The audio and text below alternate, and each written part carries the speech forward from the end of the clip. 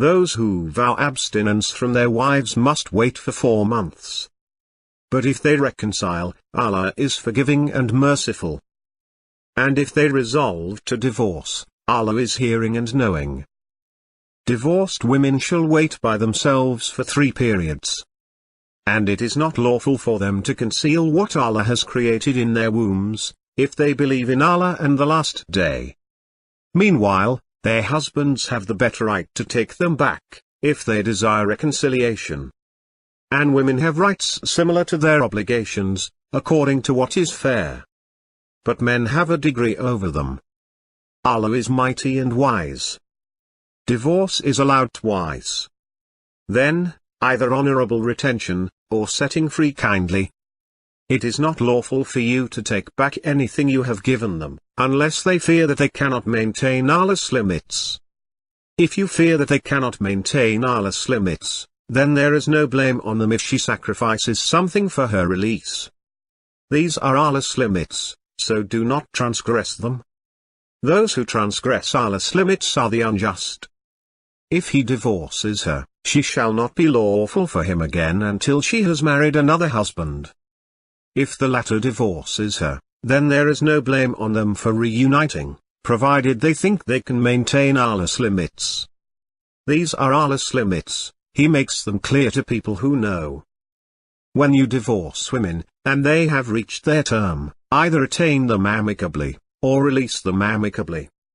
But do not retain them to hurt them and commit aggression. Whoever does that has wronged himself. And do not take Allah's revelations for a joke. And remember Allah's favor to you, and that He revealed to you the scripture and wisdom to teach you. And fear Allah, and know that Allah is aware of everything. When you divorce women, and they have reached their term, do not prevent them from marrying their husbands, provided they agree on fair terms. Thereby is advised whoever among you believes in Allah and the Last Day. That is better and more decent for you. Allah knows, and you do not know. Mothers may nurse their infants for 2 whole years, for those who desire to complete the nursing period. It is the duty of the father to provide for them and clothe them in a proper manner. No soul shall be burdened beyond its capacity. No mother shall be harmed on account of her child, and no father shall be harmed on account of his child. The same duty rests upon the heir. If the couple desire weaning, by mutual consent and consultation, they commit no error by doing so. You commit no error by hiring nursing mothers, as long as you pay them fairly. And be wary of Allah, and know that Allah is seeing of what you do. You commit no error by divorcing women before having touched them, or before having set the dowry for them. And compensate them, the wealthy according to his means, and the poor according to his means, with a fair compensation, a duty upon the doers of good.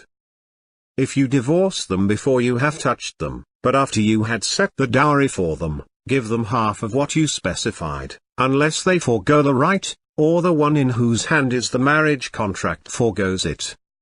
But to forego is nearer to piety. And do not forget generosity between one another. Allah is seeing of everything you do. And divorced women shall be provided for, equitably, a duty upon the righteous. If you fear a breach between the two, appoint an arbiter from his family and an arbiter from her family. If they wish to reconcile, Allah will bring them together. Allah is knowledgeable, expert. If a woman fears maltreatment or desertion from her husband, there is no fault in them if they reconcile their differences, for reconciliation is best. Souls are prone to avarice, yet if you do what is good, and practice piety, Allah is cognizant of what you do. And if they separate, Allah will enrich each from His abundance. Allah is bounteous and wise. O you who believe! When you marry believing women, but then divorce them before you have touched them, there is no waiting period for you to observe in respect to them, but compensate them, and release them in a graceful manner. Allah has heard the statement of she who argued with you concerning her husband, as she complained to Allah. Allah heard your conversation. Allah is hearing and seeing. Those of you who estrange their wives by equating them with their mothers, they are not their mothers.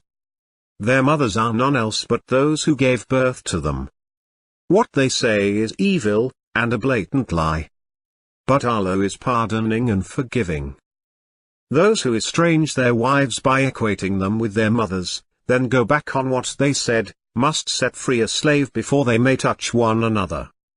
To this you are exhorted, and Allah is well aware of what you do.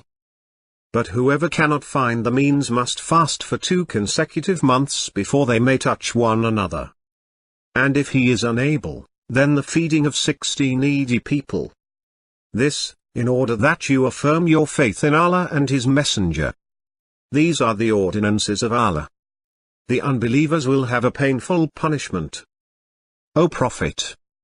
If any of you divorce women, divorce them during their period of purity, and calculate their term. And be pious before Allah, your Lord. And do not evict them from their homes, nor shall they leave, unless they have committed a proven adultery. These are the limits of Allah. Whoever oversteps Allah's limits has wronged his own soul. You never know, Allah may afterwards bring about a new situation. Once they have reached their term, either attain them honorably, or separate from them honorably.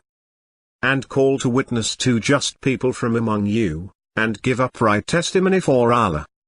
By that is exhorted whoever believes in Allah and the last day. And whoever fears Allah, He will make a way out for him.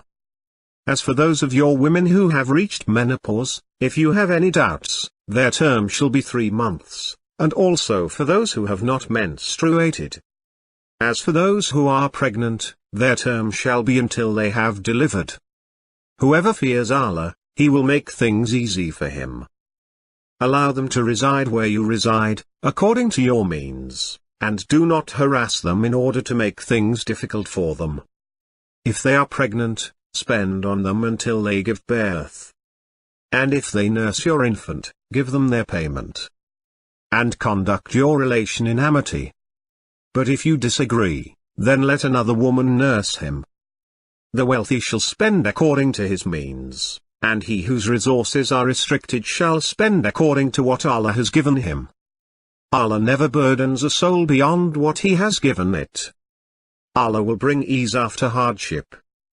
Perhaps, if he divorces you, his Lord will give him in exchange wives better than you, submissive, believing, obedient, penitent, devout, fasting, previously married, or virgins.